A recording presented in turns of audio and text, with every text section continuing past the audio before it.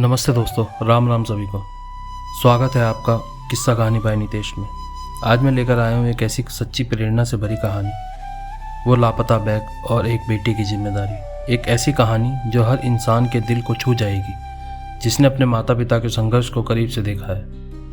तो चलिए शुरू करते हैं। राहुल एक मिडिल क्लास परिवार का इकलौता बेटा था। उसके पिता एक साधारण क्लर्क थे, जिनकी पूरी जिंदगी अपने बेटे की पढ़ाई और भविष्य के लिए समर्पित थी। एक दिन दफ्तर से लौटते वक्त उनके हाथ से ट्रेन में ऑफिस का बैग छूट गया। उस बैग में थी जरूरी फाइलें, कुछ कागज और पूरे महीने की सैलरी। घर में जैसे मातम छा गया था।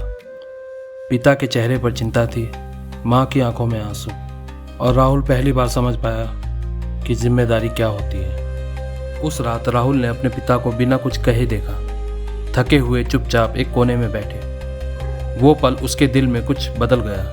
राहुल ने तय कर लिया कि अब वह अपने पिता पर बोझ नहीं बनेगा। अगले ही दिन उसने कॉलेज के साथ एक पार्ट टाइम जॉब ढूंढी।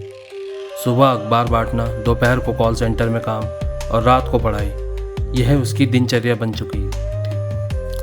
शुरुआत आसान नहीं थी। लोग हंसते थे, कुछ कहते इतना करेगा तो पढ़ेगा कब। कई बार उसे नौकरी से निकाला गया, कई बार उसका हौसला टूटा, लेकिन उसने हार नहीं मानी। हर दिन वो अपने पिता की थकी आंखों को याद करता और सोचता, मैं उनके चेहरे पर फिर से मुस्कान लाऊंगा।